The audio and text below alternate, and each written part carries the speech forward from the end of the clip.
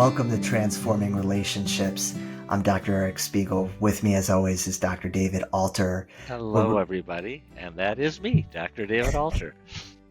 How have you been, David? You just got back from Costa Rica. I did, real briefly. We're about to interview Renee DiResta, someone who's talking about internet misinformation and disinformation, the fracturing of healthy communication via social media. And I got to tell you, thank you for the opportunity to plug. In Costa Rica, I was blown away by what a model of a healthy ecosystem is. Every plant is in competition with, but also supportive of every other plant for the health of the whole. And I think what Renee will hopefully talk about today is the fact that A, that ain't our current reality, and B, what are some of the factors that are creating that divisiveness, that fracturing of a healthy whole? What are your thoughts for today? Well, you just got back from the jungle of Costa Rica, but this is a different jungle, isn't it, David? Yes, it absolutely is a completely different human jungle. Yeah. Yeah, this is an episode where we're really asking our audience to grow with us because so far we've been more in the realm of the psychological, mental health, hypnosis world. But it's all been about transforming relationships, about how relationships shape us individually, interpersonally, societally. Mhm. And today's is really going to be the first episode where we're looking at that from a broader societal and systemic level that really is directly outside of mental health and psychology. The reason, and I want to get your thoughts about this, David, that we thought to bring on Renee is because Renee is an expert on online disinformation and social media. And we've really observed as psychologists in our work with our patients how these social media universes offer people an attractive arena to create relationship. One that can often, provide a sense of identity and belonging, but that also has a lot of dangers associated with it. So, David, I'm curious, what do you think our viewers and listeners should be listening for? Picking up on what you're saying, I, as an individual, believe very much that some of the things that apply at the level of the individual, literally what's going on within me, the interaction, the relationships within me as an individual, are very similar to the relationships between me and another, the relationship of groups of people, family, community, all the way up to the relationships between nations and the globe. So I'm really hoping that in this conversation, Renee will talk to us about some of the factors that are being built on in unhealthy ways. We have this algorithm of the social media systems that's driving certain content, but it's being driven by influencers, by the audience who's hungry for what the influencers are Have to sharing. offer. So there's all of this higher level technical social media stuff that's happening. So listen for that as Renee talks, but also listen for the human aspect of all of that. The Right. yearning for connection, the susceptibility or vulnerability to being misled that happens when we're alone, isolated, afraid, disconnected. So listen for those elements in what she says, because we'll see, oh my goodness, that's true at an individual level, and that's what's going on with these conspiracy theories and blah blah blah at the global level. So that's what I'm hoping to hear. How about you?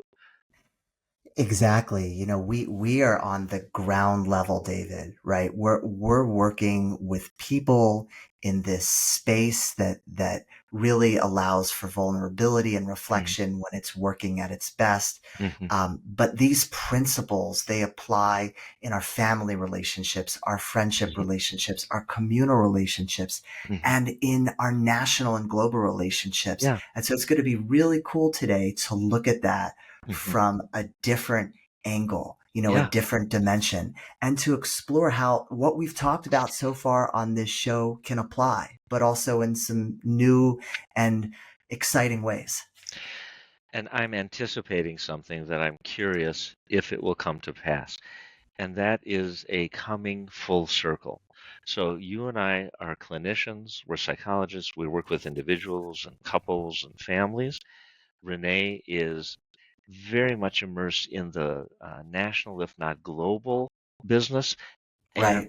when it comes around full circle, I think that part of what is driving this are the forces of disconnection between individuals. So when we ask the question of, so what do we do about this and how do we heal from this? How do we restore the positive potential of transformative relationships? It's the face-to-face, interpersonal Engagement. connection where I feel respected by you, you feel respected by me. We see one another. We don't have to agree.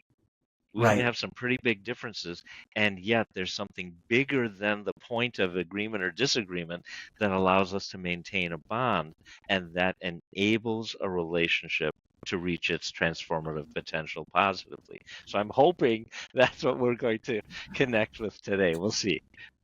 Well, without further ado, we present to you, our audience, our interview with Renee DiResta. Enjoy. Bye bye. Here. Welcome to Transforming Relationships. I'm Dr. Eric Spiegel.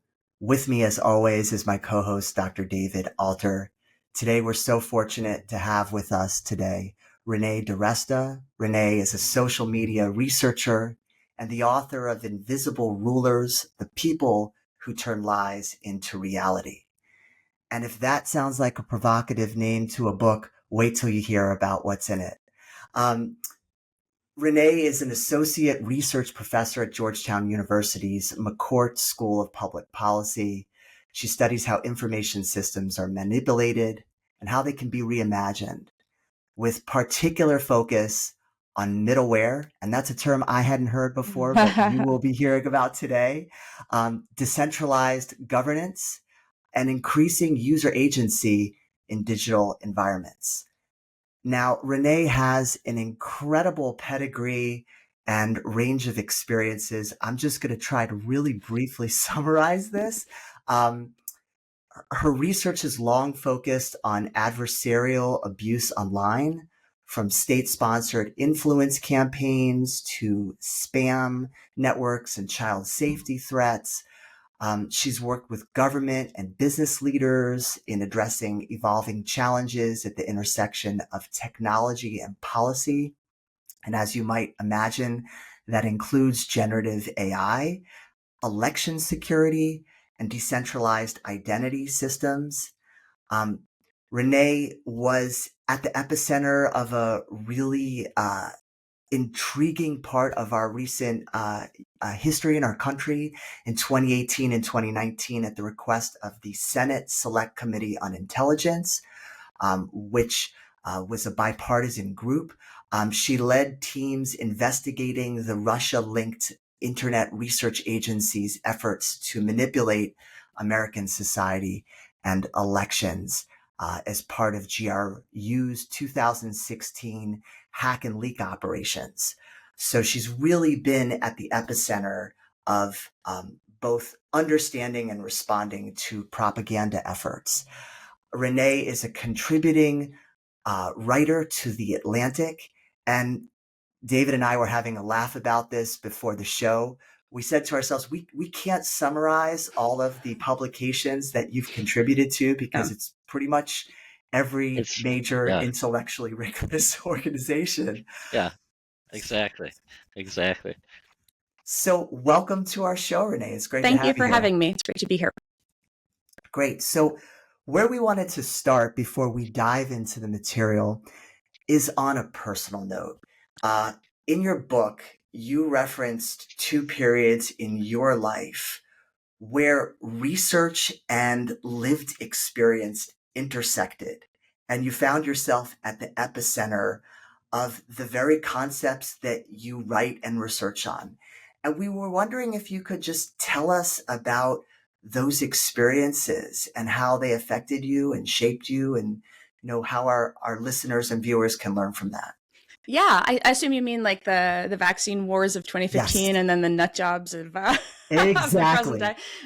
I was trying to be diplomatic, but No. exactly. So I guess the first was, I had my first baby in 2013, and I kind of opened the book with the story of the measles outbreak in Disneyland in 2015. 2014, it was December 2014.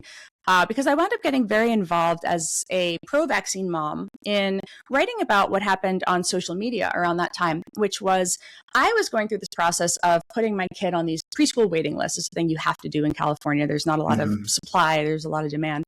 And as I was doing that, I was simultaneously getting barraged with these new mom groups, as one does whenever you have a baby, you're on Hmm. social media, Hmm. your whole feed changes. Right. And I was getting recommended anti-vaccine groups because back in the time, in around 2014 timeframe, Meta had not yet changed its policy to not recommend. I started writing a lot about this question of what should be ethically recommended. I got very into writing about recommendation engines, but at the time, pushing anti-vaccine groups was a very common thing for the recommendation engine to do because they were active, they were engaged, high volume, super degree of engagement. And Meta wanted people on site, and it was really trying to push its groups product at the time. So simultaneously, then there's a measles outbreak in Disneyland, and I started writing about this question of when were we going to acknowledge that where people spent their time online and who they spent it with was beginning to have some real world impacts in terms of the political discourse changing, and more importantly, the question of what looked like the majority opinion online. And I got very involved in the shift to try to create a pro-vaccine parent movement. How do you push back against this? The recommendation engine can't suggest pro-vaccine content if it's not on the internet. The CDC and others were not creating compelling content. There was no such thing as a pro-vaccine influencer, let alone pro-vaccine groups, really. There didn't seem to be a demand or need. Most people vaccinated their kids and didn't talk about it. And then as this measles outbreak happened, there was a call in California to eliminate what was called the personal belief exemption. You could just write a note on paper, say, I'm not going to vaccinate my kid, and that was it, right? You opted out. Mhm. So I got very involved in both that political fight and then also this, I started writing as a technologist at the time. I was in tech, I had a startup.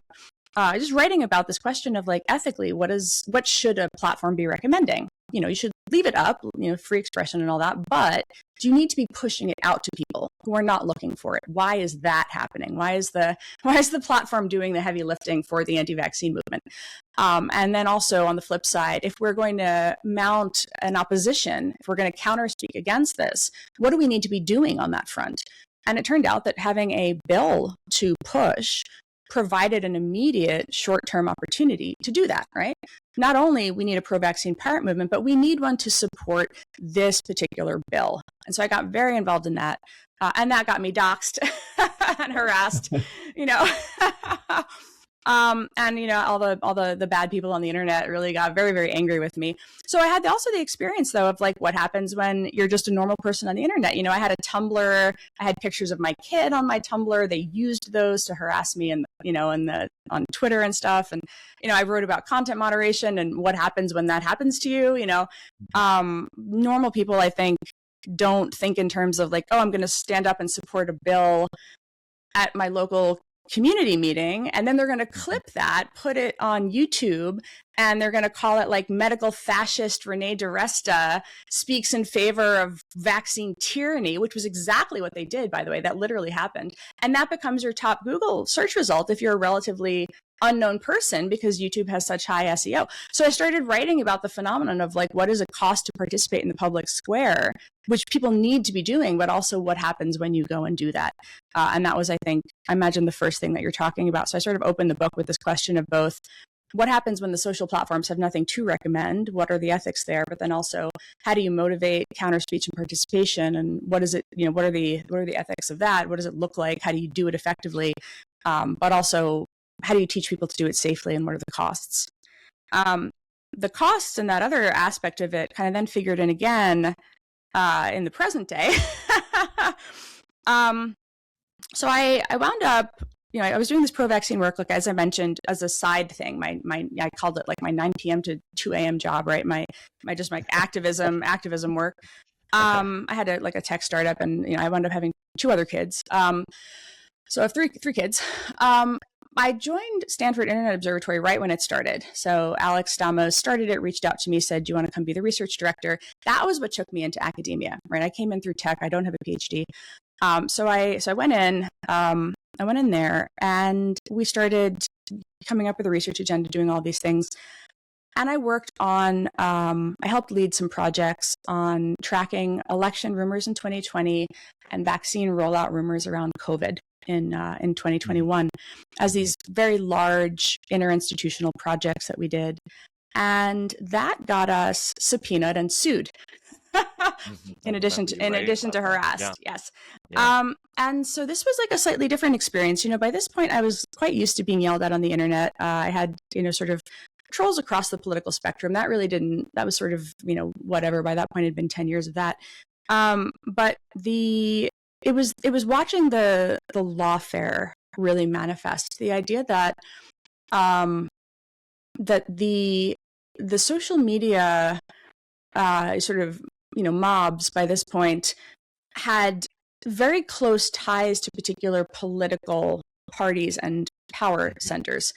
And they were used, the anti-vaccine movement was sort of maybe the canary in the coal mine, and this realization that trolling communities all simultaneously began to have around 2015, that you could push people out of conversations. But what started to happen in this particular moment around 2022 to 2024 was that you started to see sitting congressmen recognizing that you could demand documents, right? You could use your subpoena power to request documents, and then you could selectively excerpt and leak either FOIA'd emails from universities at state, professors at state schools, or documents obtained under subpoena power, which was how they got Stanford's emails and information.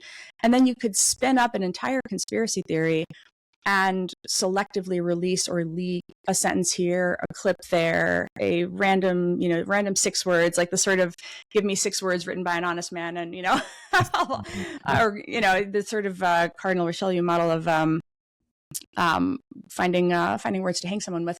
And it was just this idea of what do you do when it becomes much more institutionalized and professionalized, and the realization that we have incentivized politicians to behave like this, to the sort of dynamics of online factions as tools of political power are now widely recognized. That is how you energize a base. That is how you motivate participation. That is how you drive engagement. And now it's very much part and parcel to a political machine. And so the second time that kind of came for us, the real kind of cost to bear there wasn't just the trolling and the harassment. It was also the fact that it cost quite a lot of money and time to mount a legal defense with the subpoenas, and for Kate Starbird and her team over at University of Washington, the FOIAs and the dynamics that had really shifted on that front. That's a preview of exactly what's happened in the first half of 2025 with universities responding. Yeah, no, we were really the canaries in the coal mine there, and it was very interesting to me to watch that play out, because I wasn't tenured, obviously, like I mentioned. I'm kind of new to academia. Kate is, and so she had also sort of a different experience with how her university handled it versus how my university handled it. But there's also that question of, I think other academics watched it happen with some horror, but also didn't want to say anything, because when you see it start to happen, if you speak up against it, it calls attention to you, right? And so it reminded me a lot of McCarthyism, actually. You can see the books behind me on my shelf. I've got 30 Years of Treason is the big fat one right there. That's actually that's actually just a collection of transcripts from the House Un-American Activities Committee. I actually use my books. These are just things I happen to have used like quite recently. But they're but the books that I wound up pulling from the sort of like House Un-American Activities Committee transcripts, you really see these dynamics start with just the the government coming for a small number of people and realizing at that time that this is a very effective strategy because other people back away, right? They don't stand up. There's no collective action that happens. House Un-American Activities Committee takes 30 years before that collective action starts. And so there's this moment of everybody ducks and they send you messages in your DMs like, we're so sorry this is happening, but they don't know how to support. They don't know what to do. And it is when the administration rolls and those letters begin going out to the universities that people begin to realize that like, uh-oh, this is actually a very effective strategy and this is going to come for a whole lot of people. So what strikes me, Renee, is that in a sense we're talking about a top-down process, government, politics, down to the individual and the effect on the individual, those willing to stand up and step in versus the majority who say, well, I don't really support it, but I've got to stay in the background. But in your book, you make reference to the fact that there's, first of all, it's not new. You talk about Father Coughlin, you talk about books written in the 20s and so forth. This is not new, and it certainly goes back well before the 1920s. So if we could do a bottom-up look a little bit, do you have a sense of what is the context, the social context that individuals are a part of that makes the kind of technology, the kind of motivations, the kind of profit motives so potent today, but they were also there before? What are the elements of that social context that you sense that, frankly, all of us have? Thank goodness most of us don't activate it, but it's there. So what do you sense is underlying from a bottom-up kind of point of view that makes us vulnerable to this? It is there. It's I can say that from the perspective of when we were doing the vaccine legislation in California in 2015, it is engaging and fun a lot of the time to be in a political fight, right? To feel like, okay, we're going to win. There is a bill. We want to get it passed. We're motivated. We're activating our people. We're owning our enemies, right? People have different motivations. There's I remember we can use the California bill as an example here for some specificity. There was the pro-vaccine side of the fight, right? People who really wanted to talk about and emphasize, we're doing this for community. We want to make our schools better. We want to protect our kids. These are the positive, community motivated reasons that we are doing this. And they would produce very particular types of messages and content. And then there were the anti-vaccine people, right? And they just hated the anti-vaccine movement. And they were in the fight because they were like, those people, right? And they were in there to counter troll. And that was absolutely the motivation, right? They were so irritated by what they saw as these vicious trolls who were putting out this obnoxious content, who were constantly attacking the doctors on social media, who were constantly putting out this this BS, these false claims and whatever. And they saw the opportunity to go in there and to fight those people very directly, to do this very hand-to-hand combat, this mockery, right? Kind of mocking the other faction. And so these are two very different sets of motivations, two very different sets of messages, two very different ways of comporting yourself and being part of a discourse. And, and I'm not saying this from like a normative perspective. This is just when you talk about what motivates somebody to go out there and get in a fight, or go out there and like jump into, I don't mean get in a fight with somebody else. I mean, insert themselves into a political issue or discourse or fray. In the book, I quote a lot of Chris Bale's work on this because I think he does some really interesting empirical work on this, whereas for me, it was much more of I have done it, right? Sort of like watched it happen firsthand and then tried to take lessons away from it afterwards.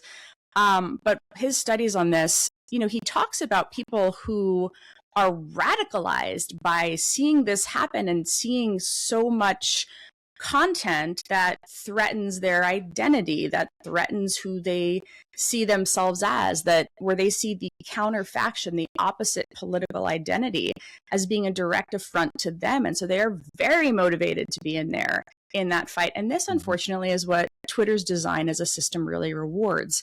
And so that combination of design, incentives, the reward mechanism you get from the dopamine hit of just being in that fray for some people is very real. the feeling that you are accomplishing something. This is your activism. You are doing a thing by being in that fight. You are helping call attention to a bill. You are helping call attention to a community. You are an ally, whatever it is. This is really a very powerful motivator for people who feel that they are contributing. And that is really what it is. I think for people who maybe have never done it or who have only read about it or treated it like in an academic way or in a logged out sort of sense, that feeling of camaraderie that comes with it from being a part of the online crowd, being a part of the faction, it's also very, very real. And I think that is something that when we treat it as a problem of fact, so if you just gave these people better information, right, it really misses what the community is giving them. Yes.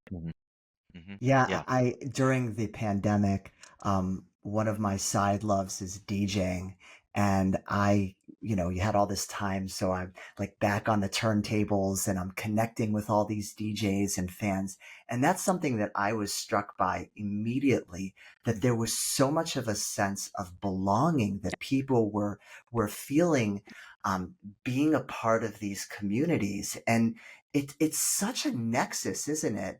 Of you talked about the holy trinity of the influencer and the crowd and the algorithm, and dopamine is the right word. You have people that are searching to be a part of something. You're having people who are searching to influence and lead, and then you have this process that's bringing them together.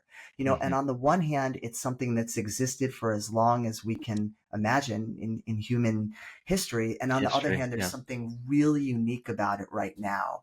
Can you speak to that holy trinity and what that involves and how we unwind it to help people get along better? Yeah. So like I said, I came out of tech. And I was writing for Wired in, I think around maybe 2015 was the first time I wrote an article for them, but I was writing about the algorithm, so to speak, right? The recommender system doing those pushes. And it's very easy, I think, to focus on the technological because that feels like the easiest fix. If only the recommendation engine wasn't doing that thing, then society would right itself, right? So you see a lot of these articles focusing on what does the algorithm do. Also, that's private platform power. So there's the platforms are doing it for monetary reasons. They're doing it to keep you on site, to keep you engaged. So it also feels like there's a specific motivation that you can address there. That's easier and less messy than this, like the supply motivation is maybe less noble than trying to tackle the demand.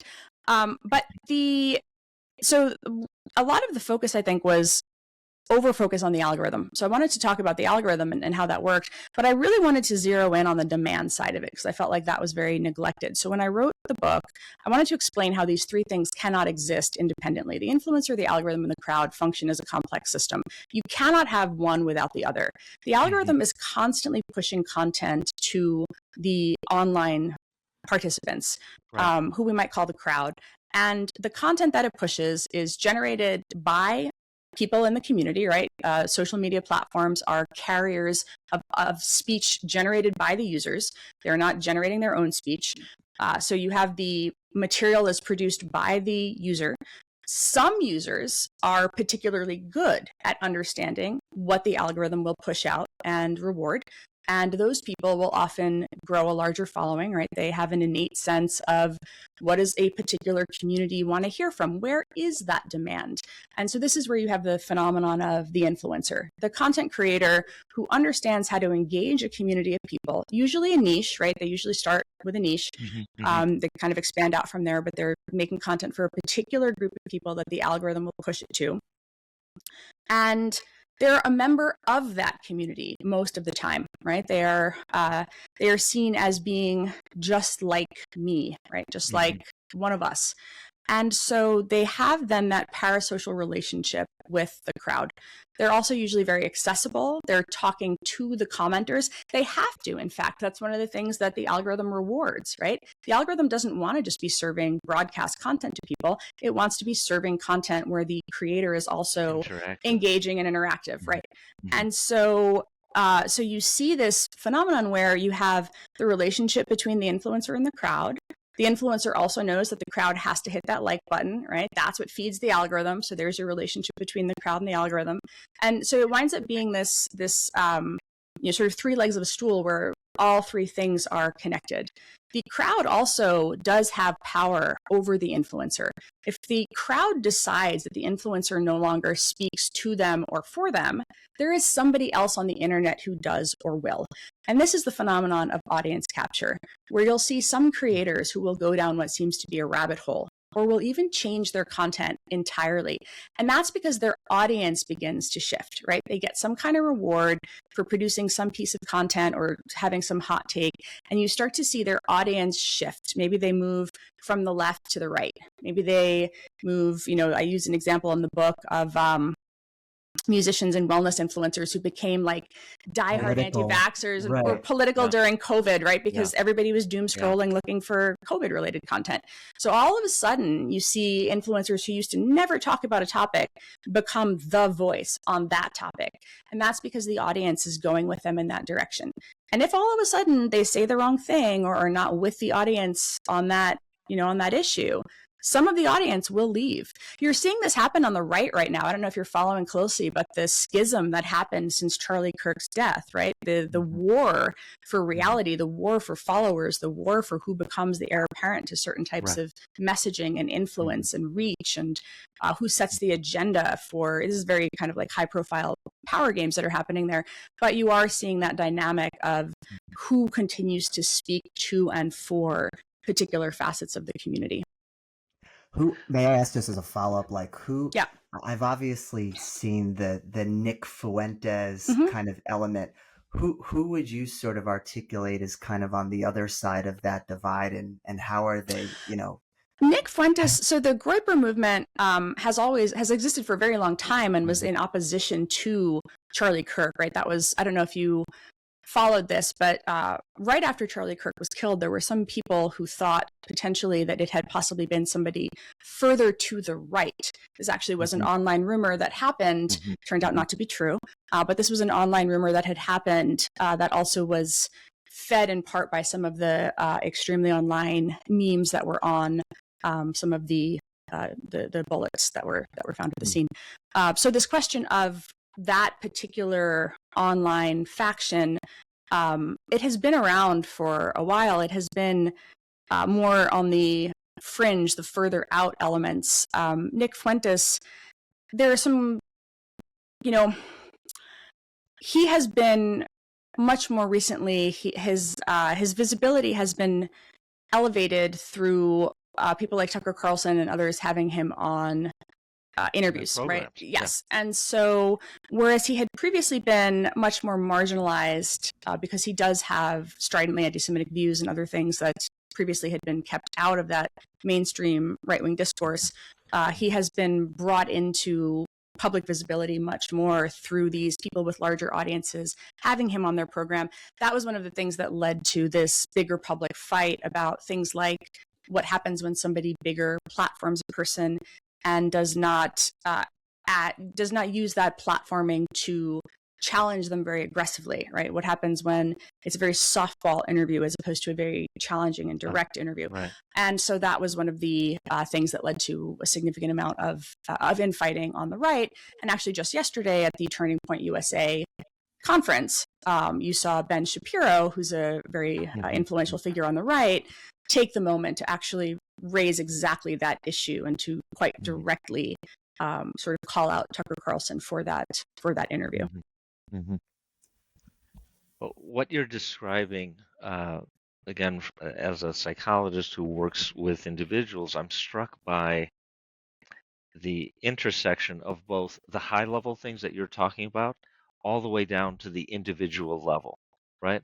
And there's this whole middle zone where I think social media occupies that both pulls in the higher level, but it also attracts or gives a place for the individual.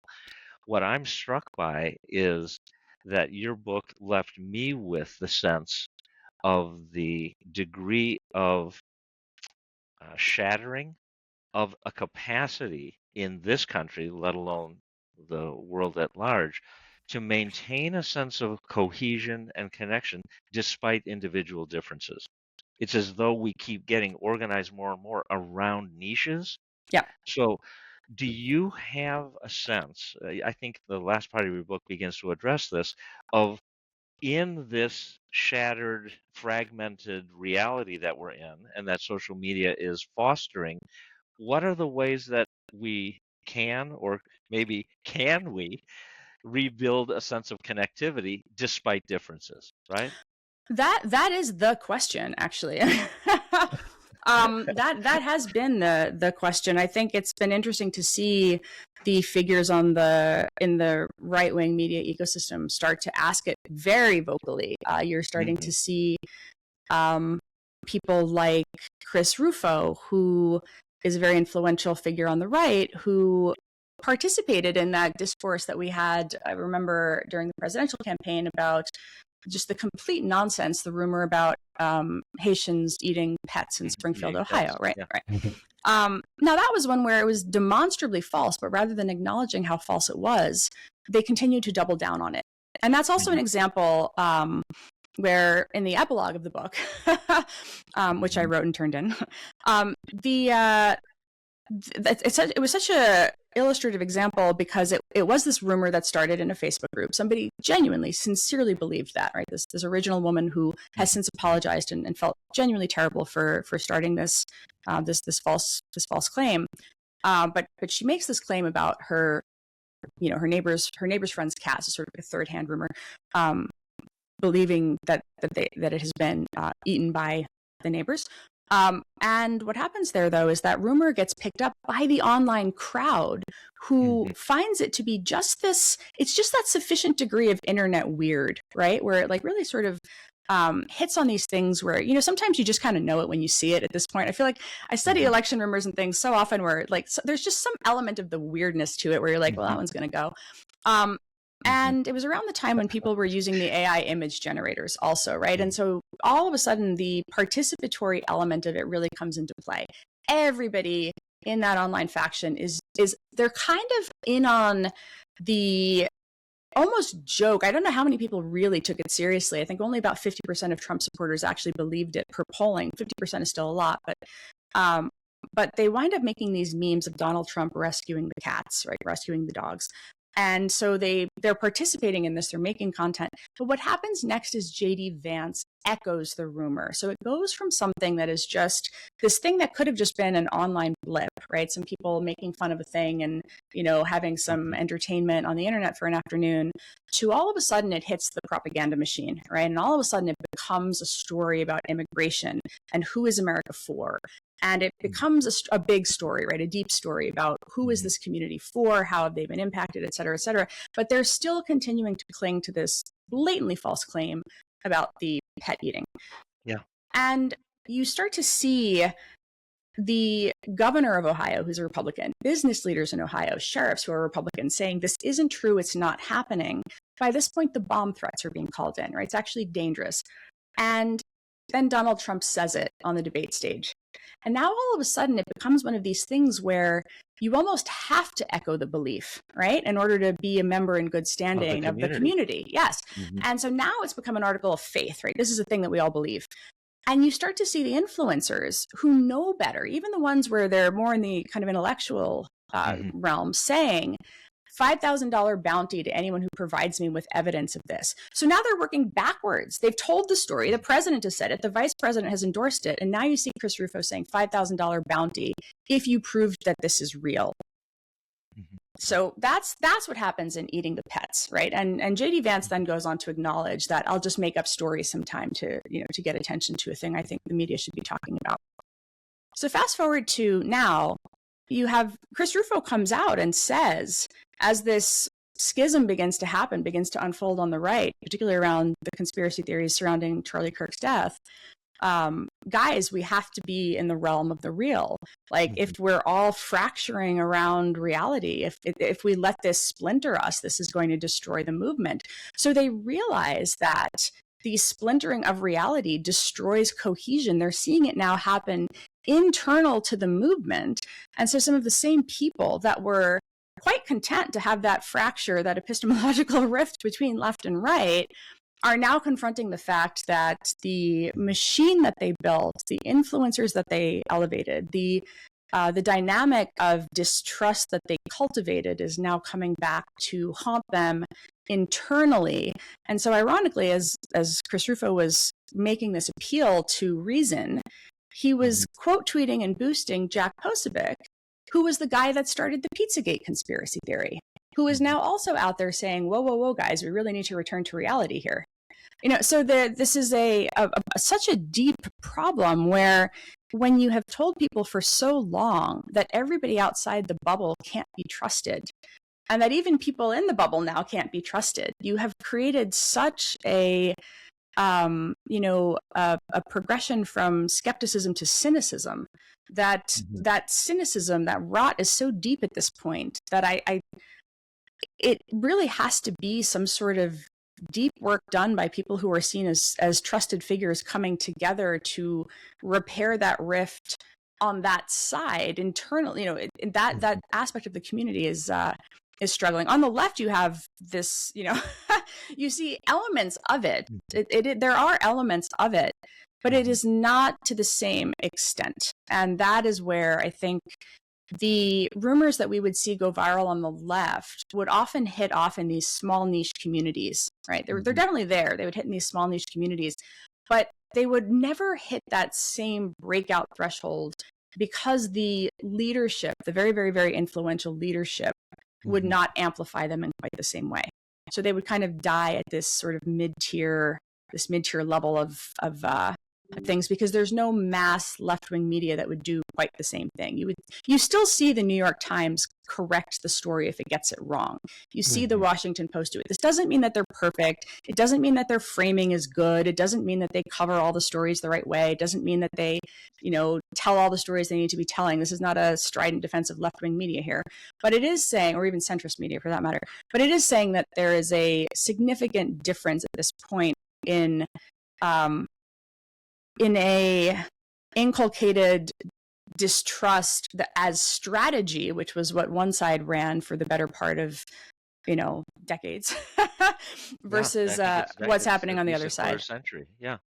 Renee, I'm wondering, the thing that got me concerned there in that anecdote was that it sounds like Chris's realization was that it would destroy the movement. Yeah. You didn't say Chris's realization is that it would destroy the country. No. So if everybody is invested emotionally in their teams, how do we preserve the league? I'm thinking a little bit like with the NFL. People love their teams, but do you really want to destroy the league that allows the teams to play? Well, it's interesting because some of the messaging there too, you mentioned Nick Fuentes. He did an interesting broadcast where he was talking about the destruction of the divisiveness of some of the conspiracy theories coming from Candace Owens. And his appeal there was, we need to be fighting the left. We can't be fighting the left if ... right? So even there is this appeal to, we can't be fighting the common enemy if we are infighting over here, even from the elements that were previously considered very far on the outskirts. And it's been, again, I am not a scholar of right-wing extremism or politics for that matter. That's not where I sit. I study election rumors primarily, or health, public health, or health populism at this point. But when you watch this content, just sort of follow the discourses that are happening in those spaces, because that is what they're talking about now. It is very much this internal rift, and they see it as, we need to repair this in order to keep owning the common enemy, not for the shared good of the country. I think you've seen a little bit of that. We have some real problems here from a country perspective, ironically, from Marjorie Taylor Greene, who had this... Is that something? Yeah, who had this realization when she got death threats for pushing back against Donald Trump. You see it every now and then from Thomas Massey too, who I have no great love for, having been on the receiving end of some nonsense conspiracy theories there. But I think this challenge of repairing epistemological rifts, so much of it has to come from it's not a technological problem. This is the point I try to make in the book, where if you focus just on the algorithms, you can de-incentivize rage bait. You can de-incentivize content that is sort of constantly othering your enemy. You can de-incentivize or not reward content that is false and misleading, by which I mean, for example, X has a community tool, right? Right now, community notes, which is where people go to correct nonsense that goes viral on X, community notes is uncompensated. If you're there proactively, voluntarily writing notes to fact check other users on the platform, you're doing that for free. But the people who are writing the notes, who are producing the posts that go viral, are often monetized. So that blue check influencer who's producing that utter nonsense that you are then spending your time writing a correction for and voting on the corrections for, that guy's making money and you're not, right? That's a perverse incentive. The lies are compensated, the correction is not. You can flip that incentive, and we've done nothing to harm free expression in flipping the incentive structure there. We've just said, maybe the money that went to that BS tweet instead is put into the pot for the people who wrote the community note, right? Maybe you demonetize the BS tweet and put the money into the other place. Maybe past some point you just say, like, okay, the people who are constantly producing the monetized content that's requiring all this community note efforts, like maybe some percentage of maybe we do the rev share, maybe the fact checkers get a lot more of that, right? The sort of community fact checkers. So again, the same way I think Meta's solution to the anti-vaxxers being recommended on the platform was not to say, we're going to kick the anti-vaxxers off, right? There's no reason to do that. Then you just turn them into martyrs and forbidden knowledge, and it just makes it more appealing. Instead, you just say, like, we're just not going to do the heavy lifting of recruiting new moms for you. We're going to not recommend you, and you're going to sit there. You can be on the platform. You can do that heavy lifting and recruitment yourself through your mailing lists or whatever owned media you have. But we're also not going to give you the boon of declaring yourself censored martyrs, which does a great job of doing the recruiting lift for you. When while you were talking here, I found myself thinking that, my goodness, I'm listening to a modern version of Lord of the Flies. True. In particular, there's a scene at the end of the book where society has come apart. Violence has been perpetrated. Fear is running rampant. Niche communities have formed, and they are polarized and antagonistic toward one another. And then a rescue ship comes into the harbor, and a rowboat with adults comes ashore. And almost instantaneously, these kids sort of fall back into line out of a need for some sort of adult being in the room. We've just left you on the island of the Lord of the Flies. That's a pretty dark place, David. It's as dark as the black t-shirt I'm wearing right now, which if you're watching our YouTube episode, you will realize we're not recording this summary at the same time as Renee's interview. But fortunately, we're not going to leave you all on an island. There's a part 2. David, what do you think about that? I'm looking forward to the part 2. Why?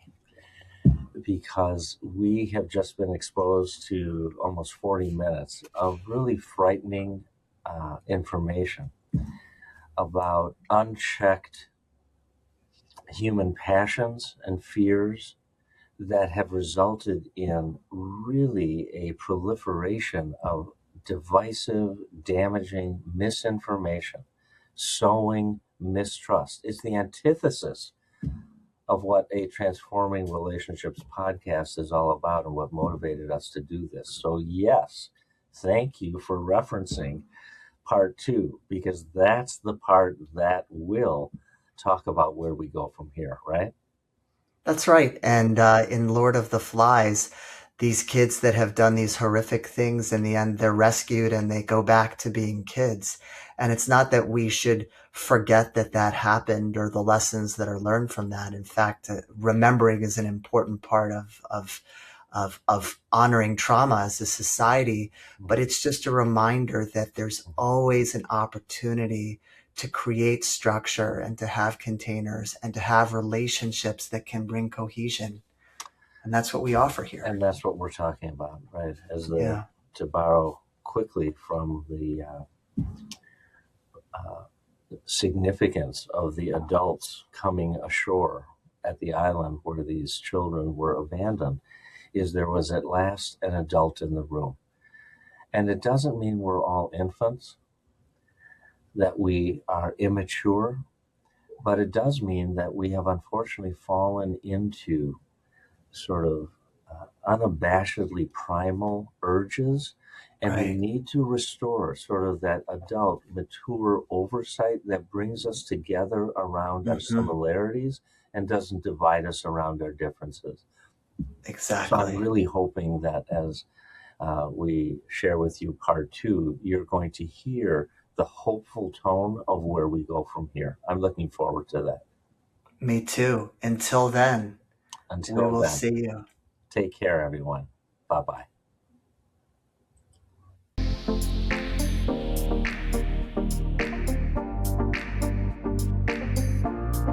As always, thank you so much for tuning in. We look forward to catching up with you again in our next episode. A quick reminder, while we are both doctors of psychology, this podcast is not a substitute for professional medical advice, does not offer diagnoses, or engage you in actual treatment. The conversations, the opinions of our guests, and any information that we share here are meant for your general knowledge, your learning, your inspiration, and your motivation to put some of our ideas into practice in your day-to-day life. Remember that everybody's body and everybody's personal health journey is different, so what works for one person may not be right for the next or for you.